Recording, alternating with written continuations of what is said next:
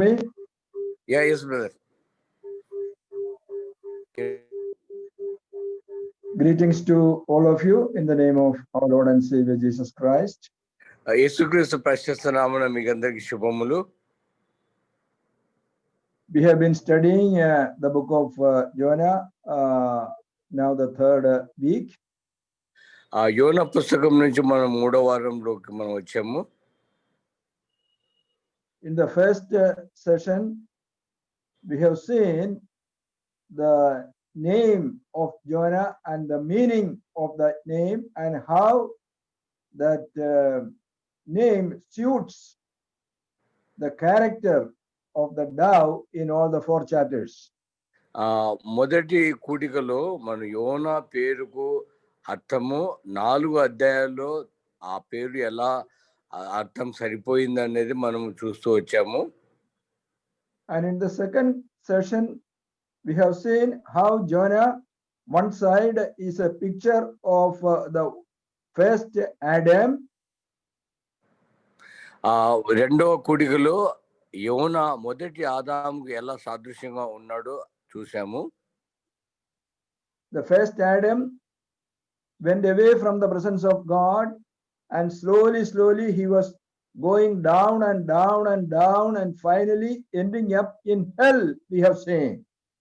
మొదటి ఆదాము దేవుని ఆజ్ఞకు విధేయుడై ఎలాగో తను కిందికి దిగజారిపోయి మరి నరకానికి వెళ్తున్నాడో అది చూసాం మనము. And also we have seen how the fallen man is trying to come out of that fallen situation by his own efforts. మళ్ళీ ఆ పడిపోయిన వ్యక్తి తిరిగి పైకి రావడానికి తన సొంత ప్రయత్నంతో ఎలా ప్రయత్నం చేశాడో అది కూడా చూసాము. We have seen that they were praying to their own gods and they were throwing out the various goods from the ship. మరి వారు ఎంతో కష్టపడి ఓడలోంచి అనేక వస్తువులు మరి పడవేస్తూ వచ్చారు. And also we have seen they are rowing very hard, they are making very strong efforts and they are casting lots. All these things we have seen. వారు ఎంతో కష్టపడి తెడ్లను బలవంతంగా వేసి మరి వస్తువులను పడవేసి ఎంతో కష్టపడుతూ వచ్చారు. ఇవన్నీ మనం చూసాము. And we have seen how they were neglecting God's method. God's method was throwing Jonah into the ocean. That was God's method, but they were neglecting that. మరి దేవుని పద్ధతి యోనాను నీళ్ళలో పడవేయడము, దాన్ని వారు నిర్లక్ష్య పెట్టి వారి సొంత పనులు చేస్తూ వచ్చారు. When they neglected God's method, we have seen the anger of God is increasing. The wind became stronger and stronger. దేవుని పద్ధతి వారు నిర్లక్ష్య పెట్టినప్పుడు మరి గాలి ఇంకా బలమైంది, ఆ వ్యతిరేక శక్తులు ఇంకా బలమైనట్లుగా మనం చూస్తూ వచ్చాము. So these are all the type of people who live in this world. They are trying various methods to work out their own salvation. ఇలాంటి రకమైన అనేకమైన వ్యక్తులు లోకంలో ఉన్నారు. వారి సొంత పద్ధతుల్లో వారు ప్రయత్నం చేస్తూనే ఉన్నారు. Finally they came to the conclusion their efforts are not successful, they are not going to succeed.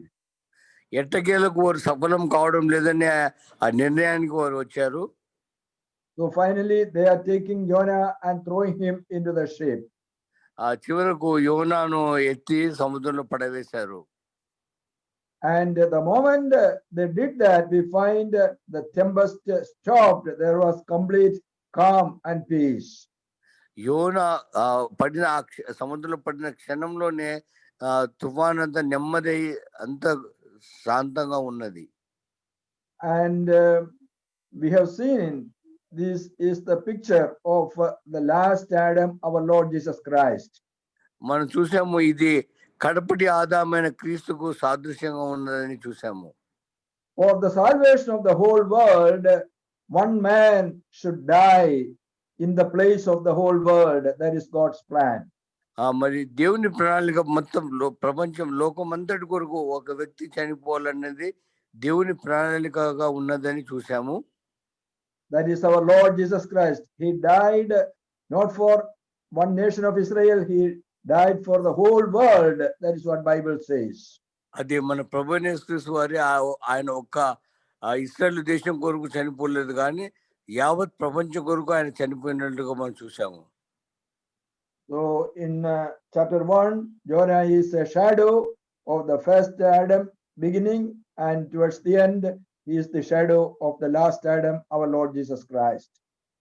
యోనా మొదటి గ్రంథంలో మొదటి భాగంలో యోనా మొదటి ఆదాముకు సూచనగా ఉన్నాడు, మరి చివరి భాగంలో ఆయన రెండవ ఆదాముకు సూచనగా ఉన్నాడు అని చూసాము. Now we come to chapter 1 again. ఇప్పుడు మళ్ళీ 1వ అధ్యాయానికి వస్తున్నాము. 1 verse 16, what do we read? 1వ అధ్యాయము 16వ వచనంలో మనం ఏం చదువుతున్నామంటే, ఇది చూడగా ఆ మనుషులు యెహోవాకు మిగుల భయపడి ఆయనకు బలి అర్పించి మొక్కుబళ్ళు చేసిరి. See how they started worshiping God now. ఇది చూడండి, ఇప్పుడు వారు దేవుని ఆరాధించడం ఎలా ప్రారంభించారో. After the wrath of God ended, after satisfying God by the death of a person, then they started offering sacrifices and making vows to God. ఒక వ్యక్తి మరణం తరువాత, దేవుని ఉగ్రత చిల్లారిన తరువాత వారు ఆరాధన చేయడం, బలులు అర్పించడం మొదలు పెట్టారు. This is exactly the opposite of what is happening in the world. మరి ఇది లోకంకి జరిగేదానికి భిన్నంగా వేరుగా ఉన్నది, పూర్తిగా In the వ్యతిరేకంగా world ఉన్నది. today, what is happening is people are offering various sacrifices. They are trying to give God and pray to God. All these things they are doing to get salvation. ఈ లోకంలో ఉండే ప్రజలు మరి రక్షణ పొందడానికి కొరకు ఏమేమో బలులు ఏమేమో అర్పిస్తూ ఏదో పనులన్నీ చేస్తూ ఉన్నారు. But that is not God's method. God's method is first you settle your sin question, first you get saved, then you offer sacrifices and you give to God. దేవుని పద్ధతి అంటే మొదటగా నీ పాపము విషయం మీద దాన్ని సమాధానపరచు, దాని తర్వాతనే నువ్వు బలి అర్పించు. Because salvation is totally the gift of God. You cannot buy the salvation from God by your sacrifice or paying something to God. ఆ రక్షణ అనేది కేవలం దేవుని ఉచిత కృపైనే, కానీ దాన్ని నువ్వు ఏదో వెలపెట్టి కొనలేవు. But the people in the world doesn't understand. They cannot believe. Even great people like Mahatma Gandhi, they could not believe that we can get salvation freely from God. మరి లోకంలో ఉన్న ప్రజలు మరి అది నమ్మలేకపోయినారు. గొప్ప గొప్ప మహానుభావులు కూడా, మహాత్మా గాంధీ లాంటి వారు కూడా ఇలా రక్షణ ఉచితంగా వస్తుందని అనుకోలేదు. But thank God that the price of salvation is already paid by God himself, and what we have to do is by faith freely accept that salvation. దేవునికి వందనాలు, దేవుడు రక్షణ కార్యం పూర్తి చేసినాడు. అది కేవలం దాన్ని అంగీకరించడం ద్వారా మనం దాన్ని సొంతం చేసుకోగలము. Now Jonah is thrown into the ship. What happened to him? ఇప్పుడు యోనా మరి సముద్రంలో పడవేయబడ్డాడు. ఏమవుతుందో చూడండి. In verse 17, what do we read? ఇక్కడ 17వ వచనంలో మనం ఏం చదువుతున్నామంటే, గొప్ప మత్స్యం ఒకటి యోనాను మృంగవలెనని యెహోవా నియమించి ఉండగా యోనా 3 దినములు ఆ మత్స్యం కడుపులో ఉండెను. యెహోవా నియమించిన మత్స్యం, that is what we read there. ఇక్కడ యెహోవా నియమించిన మత్స్యం అని చదువుతున్నాము. So it was a specially prepared fish by God. అది దేవుని చేత ప్రత్యేకంగా సిద్ధపరచబడిన చేప. Because there are so many people don't believe in this incident, what is happened here. ఇక్కడ జరిగిన సంఘటనను చాలా మంది ఈ సంఘటన నమ్మడం లేదు. How can a person be in the belly of the fish for 3 days? That is what they are asking. మరి అందరూ అడిగేది ఏంటంటే, ఎలాగో ఒక చేప కడుపులో ఒక వ్యక్తి 3 దినములు ఉండగలడు. So they conclude that this is only a man-made story, an old woman story, nothing to be believed. That is what many people say. చాలా మంది చెప్పేదేమంటే, ఇది మనుషులు కల్పించిన కథ, ఒక ముసలమ్మ చెప్పిన కథ, ఇది నమ్మకూడదు అని వాళ్ళు అంటున్నారు. The Bible says that fish was a specially prepared fish. అయితే బైబిల్‌లో చెప్పబడిన మాట ఏమిటంటే, ఆ చేప ప్రత్యేకంగా సిద్ధపరచబడింది. So you need not go to the sea and oceans and explore and try to find out whether any fish is there who can keep a man for 3 days in the stomach. You need not go and inquire today. మరి మనము సముద్రంలోకి పోయి ఏదైనా అలాంటి చేప కడుపులో 3 రోజులు భక్తి ఉండగలరని దాని మీద పరిశోధన చేయవలసిన అవసరం లేదు. Because there are some people even today, they are trying to find out any such fishes living in the sea today. ఇంకా ఈ రోజు వరకు కూడా ప్రజలు అలాంటి చేపలు ఏమైనా ఉన్నాయని కనుక్కునే పనిలో ఉన్నారు. And we must understand this book is a book of miracles. మనం అర్థం చేసుకోవాల్సింది ఏంటంటే, ఈ పుస్తకము ఒక అద్భుతమైన పుస్తకము. So many miracles we find in this book. అనేక అద్భుతాలు ఈ పుస్తకంలో మనం కనుగొనగలము. Now here God is preparing a fish. ఇక్కడ దేవుడు చేపను సిద్ధపరుస్తున్నాడు. And we have seen already God prepared a great tempest. It is a miracle. దేవుడు ముందుగానే ఒక తుఫాను సిద్ధపరిచినాడు, అది ఒక గొప్ప అద్భుతము. And when a man was thrown into the sea, the tempest stopped. That is another miracle. ఆ మనిషి సముద్రంలో పడవేయబడ్డాడు, వెంటనే తుఫాను ఆగిపోయింది, అదొక మరొక అద్భుతం అది. And in chapter 4 and verse 6, we read that God prepared a special plant. 4వ అధ్యాయంలో దేవుడు ప్రత్యేకమైన చెట్టును ఒకటి ఆడ సిద్ధపరిచాడు. And chapter 4 and verse 7, we read God is preparing a special worm. మరి 4వ అధ్యాయం 7వ వచనంలో దేవుడు ఒక ప్రత్యేక పురుగును ఏర్పరిచినాడు. And in verse 8, we read God is preparing a special wind, a tempest. 8వ వచనంలో ఒక వేడిమిగల తూర్పుగా ఒక ప్రత్యేకమైన గాలిని ఆ దేవుడు సిద్ధపరిచాడు. See how many miracles we find in this book. ఈ పుస్తకంలో ఎన్ని అద్భుతాలు ఉన్నాయో చూడండి. So we must understand this is a miraculous event. We need not try to find out today whether there is any such fish living today or not. ఇది అద్భుతమైన విషయాలు. మనం అలాంటి చేప ఉన్నదా అని దాని మీద మనం శోధన చేయడం అనవసరం. So that specially prepared fish is again the shadow of what happened to our Lord Jesus Christ. ఆ ప్రత్యేకమైన సిద్ధపరచబడిన చేప ప్రభువైన యేసుక్రీస్తు వారికి ఏం జరిగిందో దానికి సాదృశ్యంగా ఉన్నది. And we know that our Lord Jesus Christ, when he died on the cross of Calvary, he was prepared, he was kept in a specially prepared tomb of Joseph. మన ప్రభువైన యేసుక్రీస్తు వారు సిలువ వేయబడిన తర్వాత ఆయన యోసేపు తన కొరకు చేసుకున్న ప్రత్యేకమైన సమాధిలో ఆయన పెట్టబడ్డాడు. So that was a specially prepared. No man was laid in that tomb before. It was a specially prepared tomb for our Lord Jesus. ఆ సమాధిలో అంతకుముందు ఎవరు ఉంచబడలేదు, అది ప్రత్యేకంగా సిద్ధపరచబడిన సమాధి. So always when we study this book, we have to keep in mind Jonah is a shadow of our Lord Jesus Christ. ఈ పుస్తకం చదివేటప్పుడు మనం యోనా ప్రభువైన యేసుక్రీస్తుకు ఛాయగా ఉన్నాడనే విషయం మనం మనసులో పెట్టుకోవాలి. When we come to chapter 2 also, we find the same thing. 2వ అధ్యాయంకి వచ్చినప్పుడు కూడా ఇలాంటి విషయమే మనం కనుగొంటాము. Now there are so many people who think Jonah was swallowed by the fish and he was alive for 3 days in the belly of the fish, and later he was vomited by the fish. మరి యోనా చేప కడుపులో 3 రోజులు ఉన్నాడు. తర్వాత చేప ఆ యోనాను మరి వాంతి బయటికి కక్కివేసినట్లు మనం చూస్తున్నాము. But this is what traditionally people believe. ఇది ప్రజలు మరి ఆనవాయితీగా నమ్మే విషయంగా ఉన్నది. From our forefathers' time, the preachers are preaching and we are believing that. మన తాతల కాలం నుంచి ఈ బోధకులు ఇదే బోధిస్తున్నారు, మనం నమ్ముతూనే వస్తున్నాము.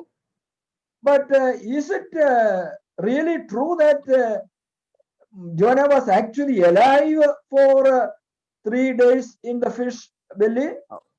మరి నిజానికి యోనా చేప కడుపులో 3 రోజులు సజీవంగా ఉన్నాడా?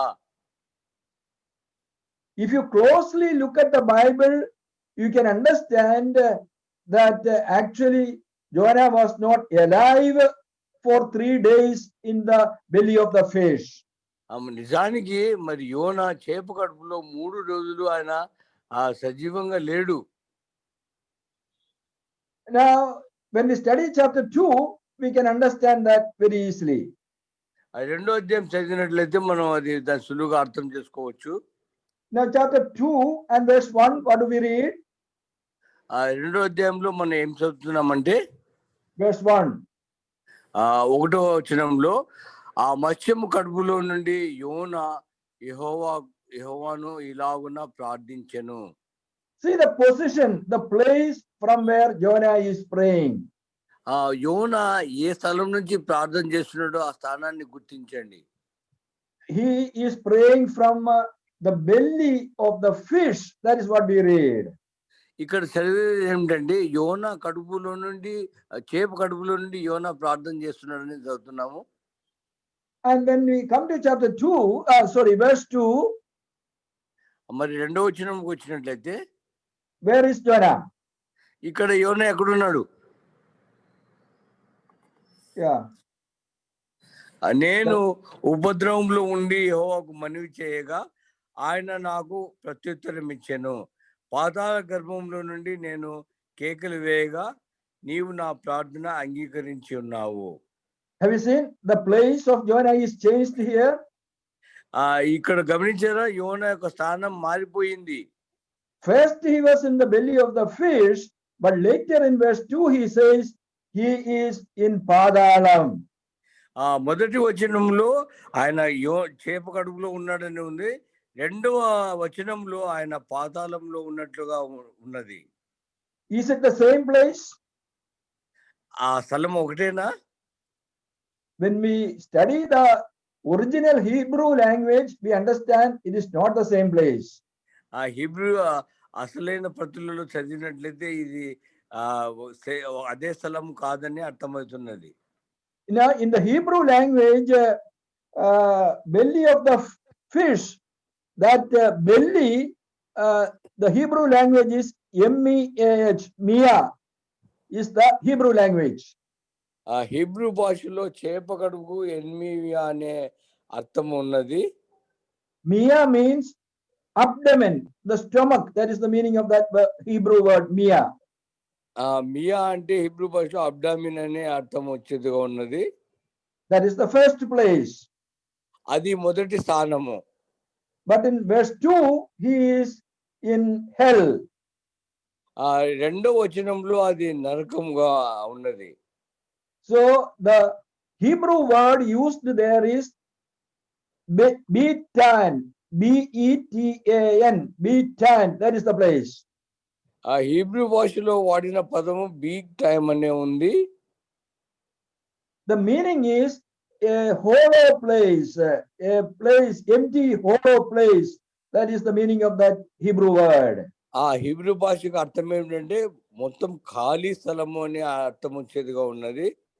So there are two different places in the Hebrew language. Hebrew భాషలో మరి రెండు వేరే వేరే అర్థాలు వచ్చేవిగా ఉన్నాయి. And again when we come down, ఇంకా కిందికి వచ్చినట్లయితే in verse 3, what do we read? మూడో వచనంలో మనం ఏం చదువుతున్నామంటే నీవు నన్ను అగాధమైన సముద్ర గర్భంలో పడవేసి ఉన్నావు, ప్రవాహములు నన్ను చుట్టుకొని ఉన్నవి, నీ తరంగములు నీ కరుళ్ళు నన్ను కప్పి ఉన్నవి. See, where is Jonah now? ఇప్పుడు యోనా ఎక్కడున్నాడంటే He is in the waters. ఆయన నీళ్ళల్లో ఉన్నాడు.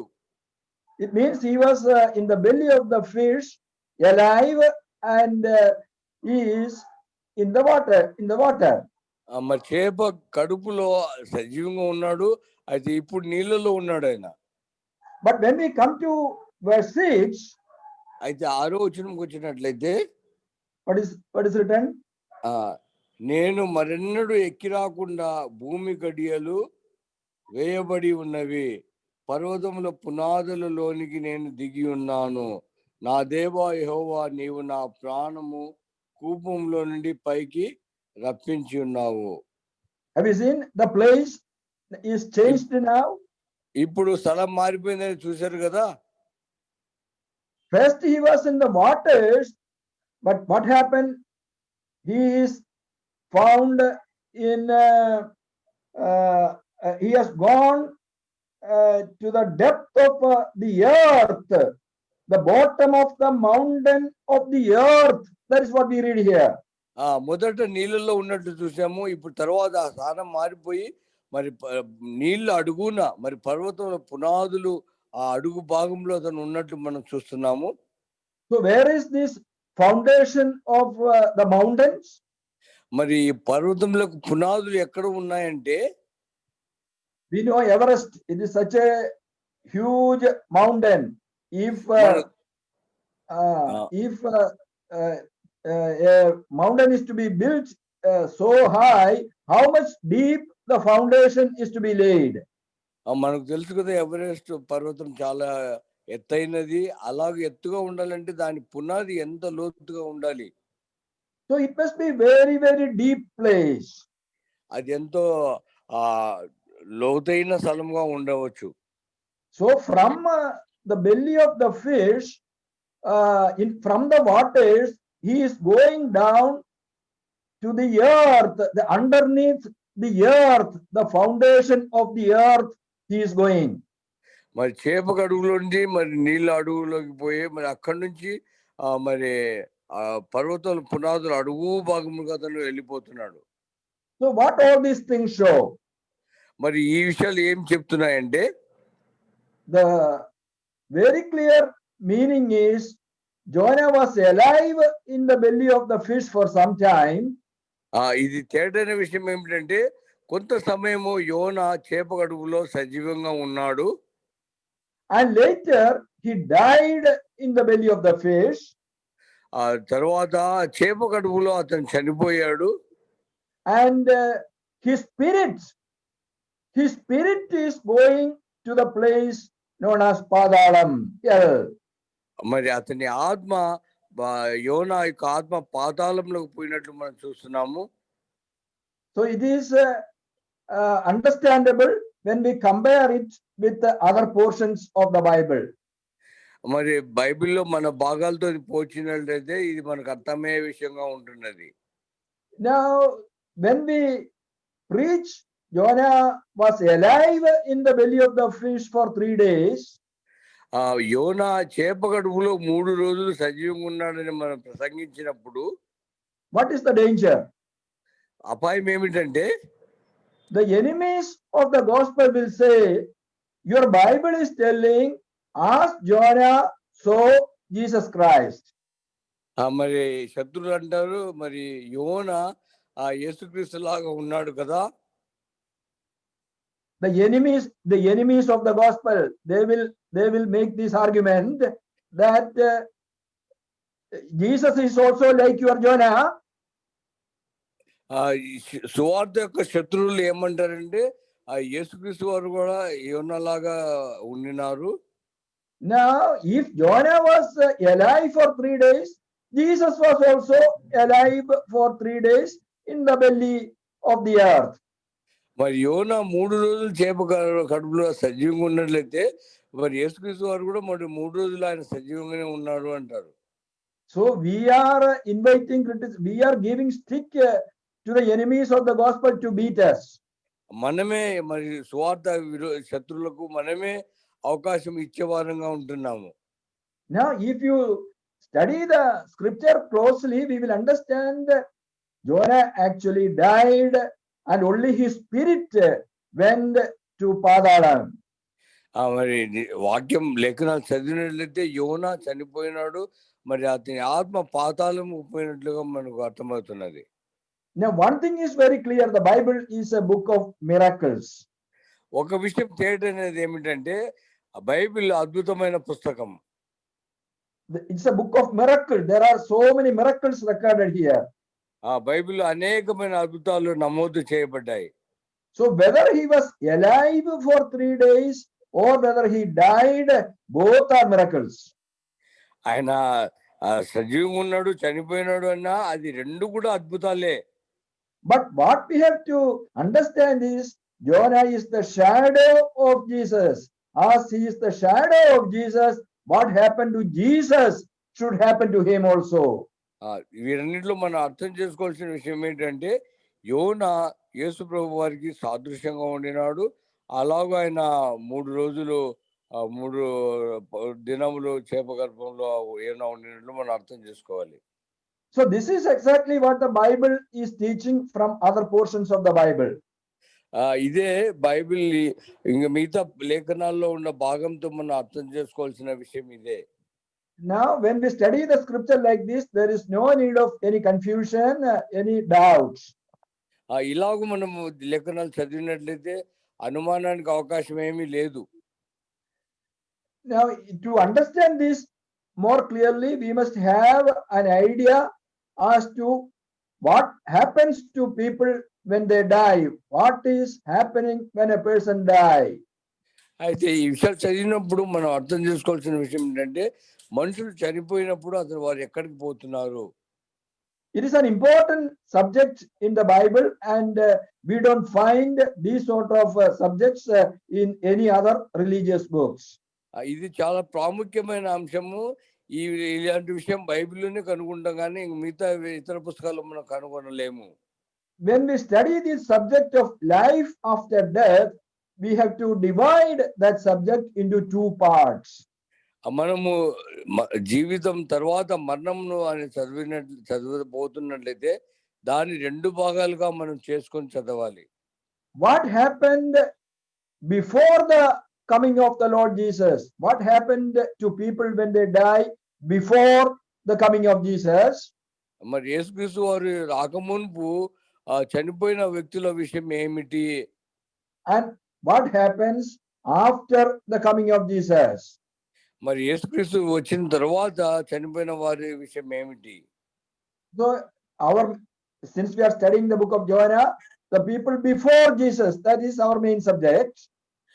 మరి యోనా పుస్తకం చదువుతున్నాం కదా, అందుకనే యేసుక్రీస్తు రాకముందు చనిపోయిన వారి అనేది అది ఇప్పుడు అంశము. Now there were believers, unbelievers, both type of people were there before Jesus. మరి యేసుక్రీస్తు రాకమునుపు విశ్వాసులు ఉండినారు, విశ్వాసులు కూడా 2 రకాల వారు ఉండినారు. Now just to see one verse from Psalm 9 and verse 17. Psalm 9 verse 17. 9వ కీర్తన 17వ వచనం చదువుతాము.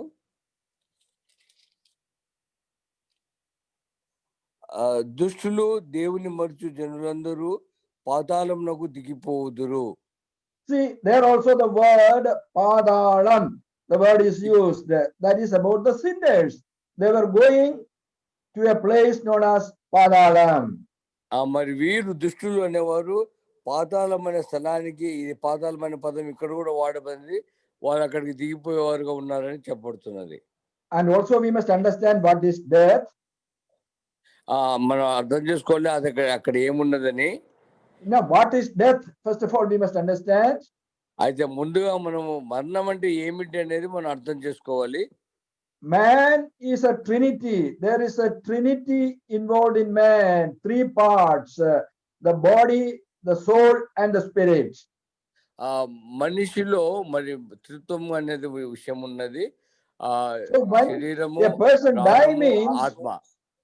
So when a person die means it is not the end of a person, but it is only a separation taking place in his life. ఒక వ్యక్తి చనిపోయినప్పుడు అంటే అది ఆ వ్యక్తి యొక్క ముగింపు కాదు, కానీ ఆ వ్యక్తిలో కొన్ని ప్రత్యేకించబడే విషయాలు అక్కడ ఉన్నాయి అనేది మనం అర్థం చేసుకోవాలి. Separation, edabapu. ప్రత్యేకపరచడము లేక ఎడబాటు అనే విషయము. So when a person die means his spirit is separated from his body. ఒక వ్యక్తి చనిపోయినాడంటే అతని ఆత్మ అతని శరీరం నుంచి వేరు చేయబడుతున్నది. So the spirit is going to that padalam and the body is buried or cremated in this earth. అయితే ఆ వ్యక్తి చనిపోయినప్పుడు ఆత్మ పాతాళంలోకి పోతున్నది, మరి ఆ శరీరాన్ని పూడ్చిపెట్టడము కాల్చివేయడము జరుగుతున్నది. And what about a believer? We find in Psalm 86. Just to see Psalm 86 verse 13. అయితే ఒక విశ్వాసి విషయంలో ఏమవుతుంది అంటే 86వ కీర్తన verse 13. Verse 13. 13 వచనము, ప్రభువా నా దేవా, నా ఎడల చూపిన కృప అధికమైనది, పాతాళపు అగాధము నుండి నా ప్రాణము తప్పించి ఉన్నావు. See what a believer is telling here. ఇక్కడ ఒక విశ్వాసి ఏం చెప్తున్నాడంటే, he is also going to a place known as Padalam. అతను కూడా పాతాళం అనే స్థలానికి వెళ్తున్నాడు. But he is telling that Deva Padala Agadham nundi, oh God, you saved me from the bottom of the Padalam. అయితే ఇక్కడ అతను దేవా నన్ను పాతాళ అగాధం నుండి నా ప్రాణం తప్పించున్నావు అని చెప్తున్నాడు. So what we understand from this? మరి దీన్ని బట్టి మనం ఏమర్థం చేసుకున్నామంటే, there are two parts for the Padalam. ఆ పాతాళంలో 2 భాగాలు ఉన్నాయి. A place where the believers go, a place where the unbelievers go. ఒక స్థలంలో విశ్వాసులు వెళ్తున్నారు, ఒక స్థలంలో అవిశ్వాసులు వెళ్తున్నారు. So the unbelievers are going to, their spirits are going to a place known as Padala Agadham. అవిశ్వాసులు పాతాళం అనే అగాధంలోకి వారు వెళ్తున్నారు. It means the believers, they are going to the upper parts of Padalam. అంటే విశ్వాసులు పాతాళం యొక్క పై భాగముకు వెళ్ళేవారుగా ఉంటున్నారు. So this is a vague idea, very slight idea we have in the Old Testament about what happens after the death of a person. మరణం తర్వాత ఒక వ్యక్తికి ఏమవుతున్నది అనేది పాత నిబంధనలో ఒక రకమైన ఆలోచన ఇది. We did not have a very detailed description about the life after death in the Old Testament. ఆ పాత నిబంధనలో ఆ మరణం తర్వాత ఏమవుతున్నదని విపులంగా మాట్లాడే పని అవసరం లేదు. We read in the Bible the keys of death and Padalam, hell, is in the hands of our Lord Jesus Christ. అయితే మనం అర్థం చేసుకోవాల్సింది ఏమంటే పాతాళం యొక్క తాళపు చెవులు మరి యేసుక్రీస్తు వారి చేతిలో ఉన్నాయి. When he came upon this earth, he used that key and opened the gates of that Padalam. మరి యేసుక్రీస్తు వారి లోకంలోకి వచ్చినప్పుడు ఆ పాతాళపు తాళపు చెవులు అతను తెరిచి ఉన్నాడు. And he is showing us what is exactly happening in this Padalam. మరి ఆ పాతాళంలో ఖచ్చితంగా ఏం జరుగుతున్నదని అది ఆయన మనకు చూపిస్తున్నాడు. And that is what we find in the book of Luke's Gospel, chapter 16.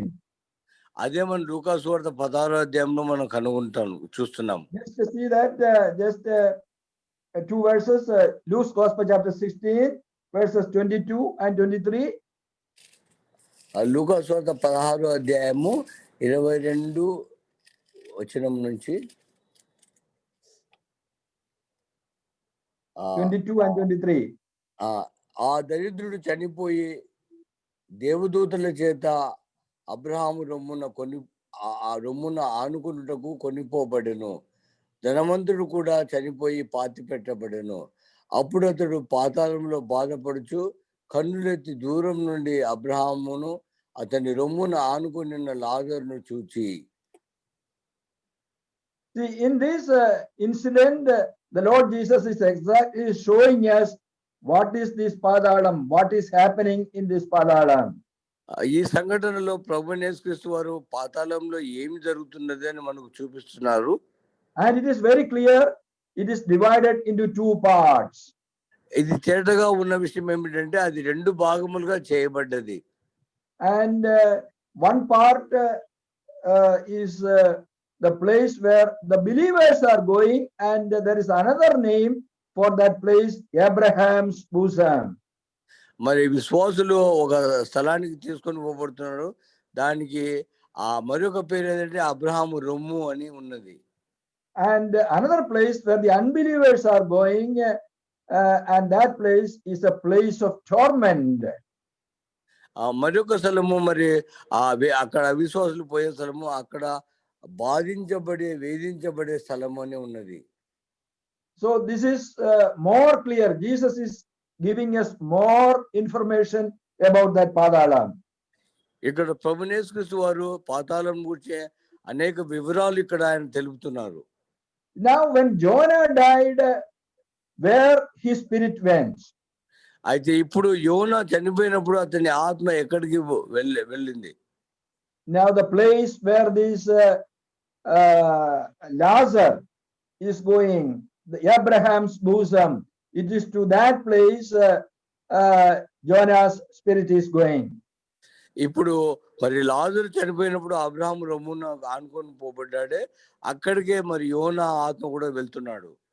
Now where is this place? Where is this hell, or in Hebrew language that place is known as Sheol.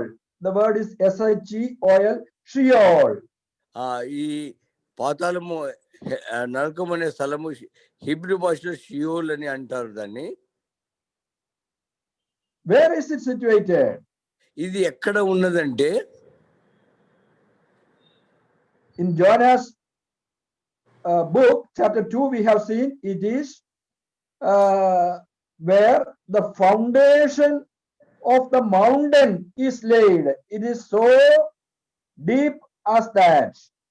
మరి యోనా గ్రంథము 2వ అధ్యాయంలో మరి పర్వతం యొక్క పునాదులు మరి ఆ అగాధంలో అడుగున ఉన్నట్లుగా ఉన్నది.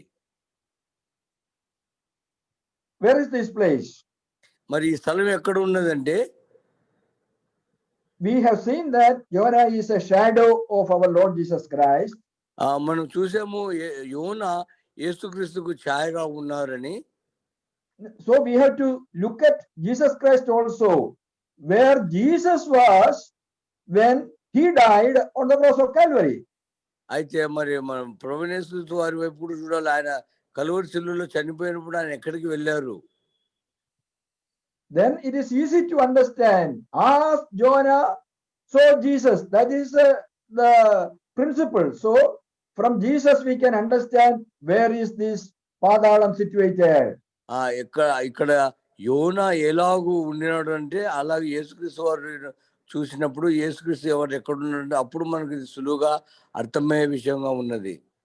Now when we turn to the book of Ephesians chapter 4, ఇప్పుడు ఎఫెసీ గ్రంథము 4వ అధ్యాయం చూసినట్లయితే Ephesians 4 and verse 9 and 10. ఎఫెసీ గ్రంథము 4వ అధ్యాయము verse 9 and 10. 9-10 వచనాలు. ఆరోహణమైనగా ఆయన భూమి యొక్క కింది భాగమునకు దిగినని అర్థము ఇచ్చుచున్నది కదా. దిగిన వాడు తానే సమస్తమును నింపునట్లు ఆకాశ మండలములన్నిటి గుండా మన పైకి ఆరోహణమైన వాడునై ఉన్నాడు. See what Apostle Paul is telling here. ఇక్కడ అపోస్తలుడైన పౌలు ఏం చెప్తున్నాడు చూడండి. He is mentioning about our Lord Jesus Christ. What happened to Jesus Christ when he died?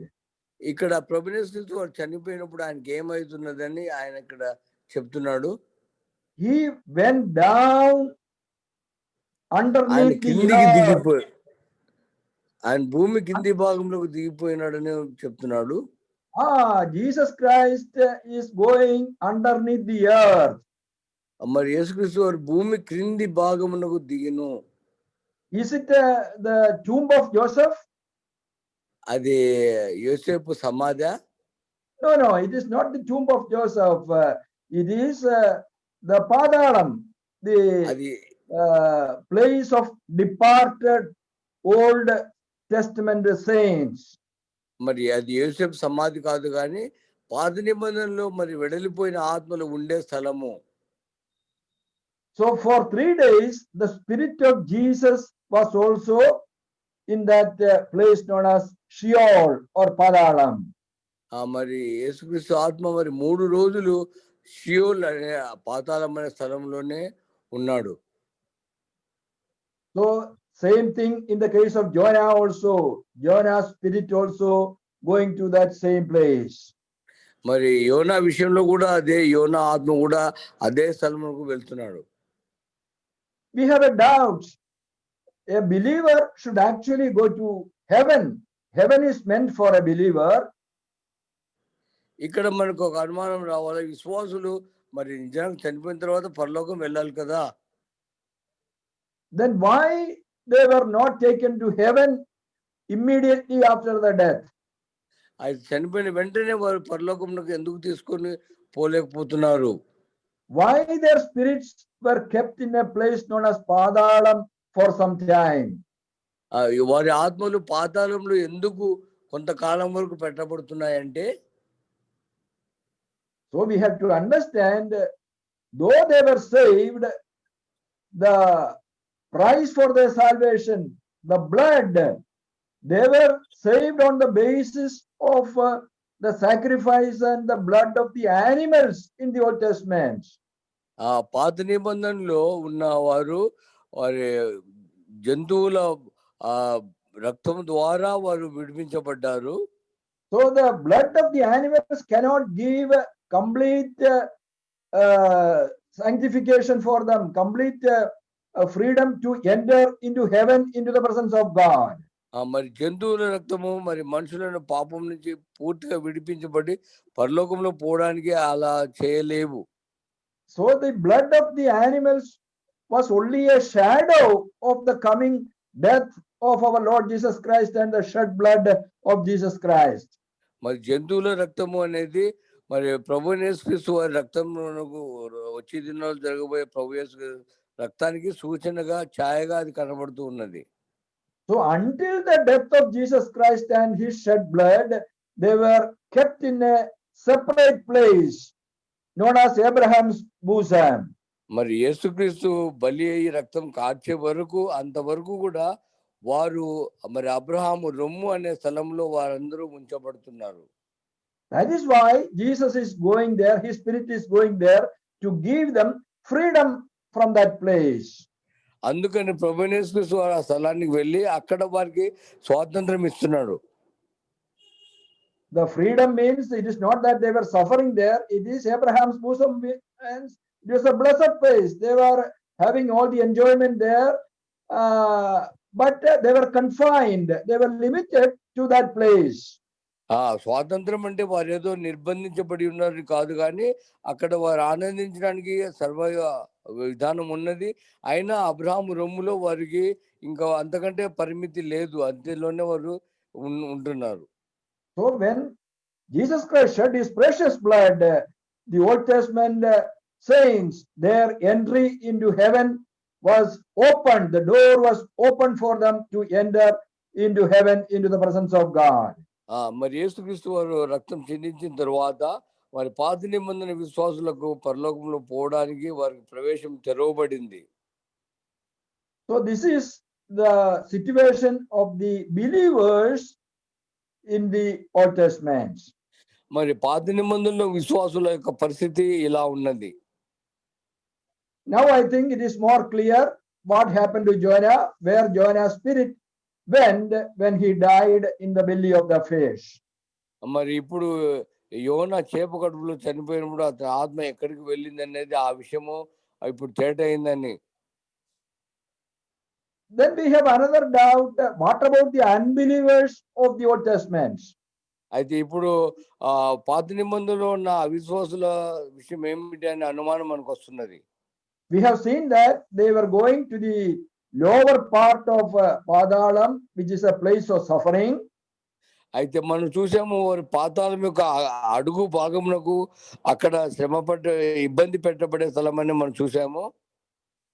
And what happens to those people?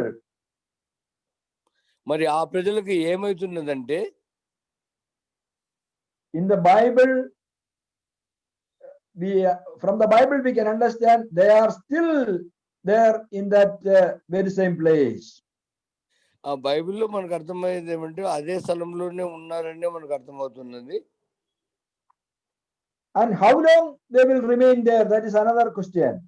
ఇప్పుడు ఇంకొక ప్రశ్న ఏమిటంటే వారు ఎంతకాలం అక్కడ ఉంటారు? And also another question, what about the sinners today? Today, when in the New Testament period, when the sinners die, what happens to them? ఇప్పుడు మరి కొత్త నిబంధనలో ఆ అవిశ్వాసులు చనిపోతే వారు ఎక్కడికి పోతున్నారు అనేది ఒక ప్రశ్న. So from the Bible it is clear, whether it is in the Old Testament or in the New Testament, the sinner will go to the same place known as Padalam. పాత నిబంధనలో కొత్త నిబంధనలో అయినా ఒక పాపి చనిపోయినాడంటే అదే స్థలం పాతాళం యొక్క అడుగు భాగమునకు పోయేవాడుగా ఉంటున్నాడు. They are in the place of suffering even now. ఇప్పుడు కూడా అక్కడ శ్రమ పెట్టబడ్డం అనేది ఇప్పుడు కూడా ఉన్నది. The believers are going now into the immediate presence of the Lord. విశ్వాసులు దేవుని సన్నిధికి వెంటనే పోయేవారుగా ఉంటున్నారు. There are some innocent believers who think believers are going to Abraham's bosom now also. కొంతమంది అమాయకమైన విశ్వాసులు ఇప్పుడు కూడా అనుకుంటారు ఇప్పుడు విశ్వాసులు చనిపోతే ఇప్పుడు కూడా అబ్రహాం రొమ్మునకు పోతారని.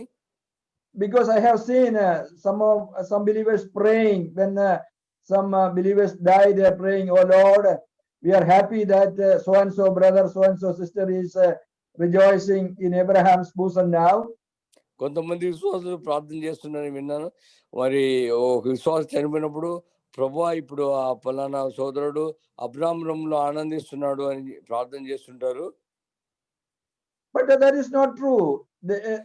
Now the law in the New Testament, the believers immediately going into the presence of the Lord in heaven. అది సత్యం కాదు. ఇప్పుడు కొత్త నిబంధనలో విశ్వాసం చనిపోయిన వెంటనే ఆ ప్రభు సన్నిధికి వెళ్ళేడుగా ఉంటున్నాడు. So there is difference between this paradise where which is Abraham's bosom or the place where Lazarus went. There is difference between that place and heaven.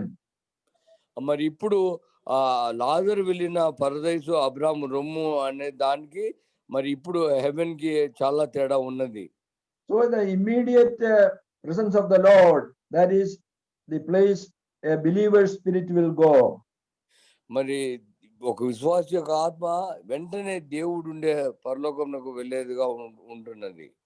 And how long the unbelievers will remain in that place of torment? మరి అవిశ్వాసులు ఈ శ్రమ పెట్టబడే స్థలంలో ఎంతకాలం ఉంటారంటే, to understand that we have to look to Revelation chapter 20. దీన్ని అర్థం చేసుకోవాలంటే ఆ ప్రకటన గ్రంథము 20వ అధ్యాయం చూడాలి. Revelation 20 and verse 13. Verse 13, what do we read? 20వ అధ్యాయము 13వ వచనంలో మనం ఏం చదువుతున్నామంటే, సముద్రము తనలో ఉన్న మృతులను అప్పగించెను, మరణమును పాతాళ లోకమును వాటి వశమున్న మృతులను అప్పగించెను, వారిలో ప్రతివాడు తన క్రియల చొప్పున తీర్పు పొందెను. This is the time. Up to this time, the unbelievers will remain in that lower part of Padalam, the place of torment. ఈ కాలం వరకు కూడా ఈ అవిశ్వాసుల ఆత్మలు మరి శ్రమ పట్టబడే ఈ పాతాళములో అడుగు భాగంలో వారు ఉంటున్నారు. Why they are kept there? వారు ఎందుకు అక్కడ పెట్టబడుతున్నారంటే, in verse 11, chapter 20 and verse 11, we read that there is a white throne judgment. అయితే అక్కడ 20వ అధ్యాయం 11వ వచనములో ధవల సింహాసనం తీర్పు అనేది ఉన్నది.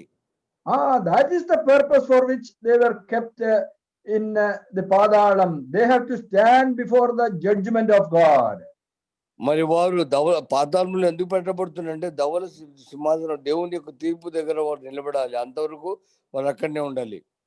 And from there, from that judgment, white throne judgment, they will be judged and they will be thrown into the lake of fire. మరి ధవల సింహాసనం తీర్పు దగ్గర నుంచి వారు మరి అగ్నిగుండంలో మరి పడవేయబడుతున్నారు.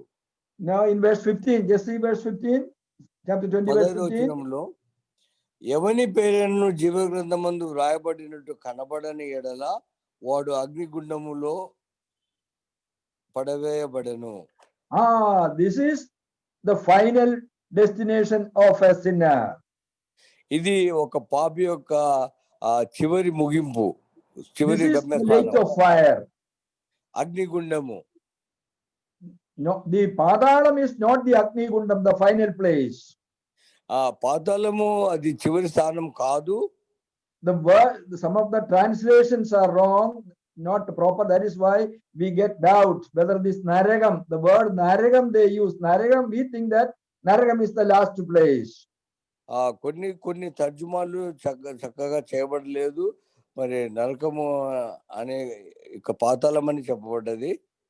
So this hell, the word in English they use hell. The hell is different, lake of fire is different. English లో హెల్ అని రాయబడ్డది. అగ్నిగుండముకు నరకముకు తేడా ఉన్నది. So hell is only a temporary place for the unbeliever, but the lake of fire is the final and ultimate place of the unbeliever. నరకం అనేది కొంతవరకు ఉండే స్థలం అది. అయితే అగ్నిగుండం అనేది అది చివరి గమ్య స్థానము, అది ఎప్పటికీ ఉండవలసిన స్థానము. So I hope the believers and the unbelievers in the Old Testament and believers and unbelievers in the New Testament, where they go after they die, it is somewhat clear. నేను నమ్ముతున్నాను మరి పాత నిబంధన విశ్వాసులు చనిపోయిన తర్వాత ఎక్కడికి పోతారు, కొత్త నిబంధనలో ఉన్న విశ్వాసులు చనిపోతే వారు ఎక్కడికి పోతారనే విషయము తేటపడిందని నేను నమ్ముతున్నాను. Why I told in detail so much to understand very clearly Jonah, what happened to Jonah when he was in the belly of the fish. మరి ఈ విషయాలన్నీ ఎందుకు చెప్పానంటే యోనా చేప కడుపులో ఉన్నప్పుడు యోనాకి ఏమైంది అని చెప్పడానికి ఇవన్నీ చెప్పాను. So the summary is Jonah was in the belly of the fish alive for some time, later he died. చేప కడుపులో యోనా కొంతకాలం వరకు సజీవంగా ఉన్నాడు, దాని తర్వాత చనిపోయాడు. And his spirit went to the place known as Padalam. అతని ఆత్మ పాతాళం అనే స్థలంకు వెళ్ళింది. And after 3 days the spirit came back to his body and he got a resurrection.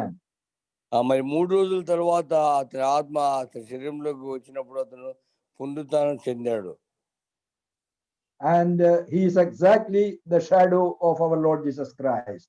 ఆయన మన ప్రభువైన యేసుక్రీస్తు వారికి ఖచ్చితమైన ఛాయగా ఉన్నాడు. Now in that resurrection power he must go to the city of Nineveh and preach the gospel. మరి ఆ పునరుత్థాన శక్తితో నినెవే పట్టణంలోకి పోయి ఆ సువార్త ప్రకటించాలి. So this is Jonah's gospel. This is the gospel of Jonah. ఇది యోనా యొక్క సువార్త. Oh, what a wonderful comparison between the Lord Jesus Christ and Jonah. మరి యేసుక్రీస్తు వారికి యోనాకి ఎంత అద్భుతమైన పోలిక ఇక్కడ చెప్పబడింది. So this book is a very wonderful book, and let us keep every doubts away. Don't doubt this book. It is the true word of God. Let us believe and let us praise God for this book. ఈ పుస్తకాన్ని బట్టి దేవునికి వందనాలు చెప్పాలి. ఇది అద్భుతమైన పుస్తకము, దీనిలో అనుమానించే ఒక సమస్య లేదు. Once again I thank you all for giving this opportunity. May the Lord's name be glorified. మరొకసారి ఈ అవకాశం ఇచ్చినందుకు మీకు వందనాలు. దేవుని నామం మహిమపరచబడును గాక.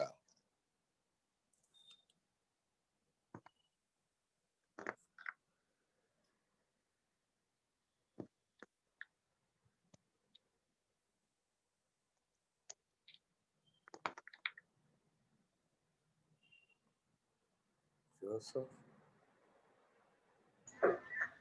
Yes. Thank you, brother. Thank you very much for the wonderful study of the hell, Sheol, and all other things. And we got the clear understanding about those things. I hope it is clear. Yeah. Thank you very much. And we'll conclude with the prayer of David Kotari. సహోదరుడు David Kothari ఆయన ప్రార్థన చేస్తే మనం కుడికి ముగించుకుందాం.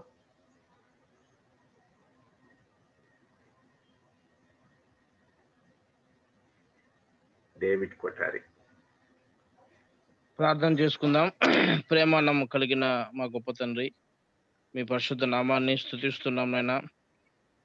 దేవ, మంచి సమయం మాకు దయచేశారు. దేవ, మీ నామాన్ని స్తుతిస్తున్నాం. మీ దాసులు ఈ మాథ్యూ అంకుల్ ద్వారా యోనా గ్రంథ ధ్యానాలు మరి దేవ మా తండ్రి వినడానికి మీ ఇచ్చిన అవకాశం స్తుతిస్తున్నాం తండ్రి. గడిచిన 2 వారాలుగా ఇది 3వ వారం తండ్రి. మంచి వర్తమానాలు యోనా గ్రంథం లోతులోకి వెళ్ళడానికి సహాయం చేస్తున్నాను అంకుల్. మీరు బలపరిచి మాట్లాడుతున్న విధానం బట్టి మీ నామాన్ని ఘనపరుస్తున్నాం తండ్రి.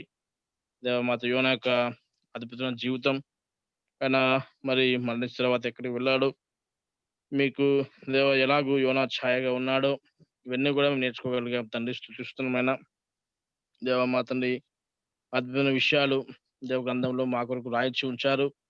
అందుబట్టి మీ నామాన్ని స్తుతిస్తున్నాం తండ్రి. మీ దాసుని చక్కగా మీరు బలపరిచి వాడుకుంటున్నానైనా ఇంకా అంకుల్ మీరు బలపరిచి వాడుకోమని కుటుంబాన్ని దీవించి ప్రార్థన చేస్తూ మరి నడిపిస్తున్న జోస్వన్ను అలాగే మా తండ్రి మరి దేవ జయప్రకాష్ను మరి పెద్దలందరినీ జ్ఞాపకం చేసుకుని దీవించి ప్రార్థన చేస్తూ మంచి సమయం ఈ సాయంకాలం ఇచ్చారు. మీ నామాన్ని హెచ్చిస్తూ గణపరుస్తూ మరి ప్రపంచంలో మీరు చక్కగా నడిపించిన దాన్ని బట్టి మీ నామాన్ని ఘనపరుస్తూ అన్ని విషయాల్లో మీరే మహింప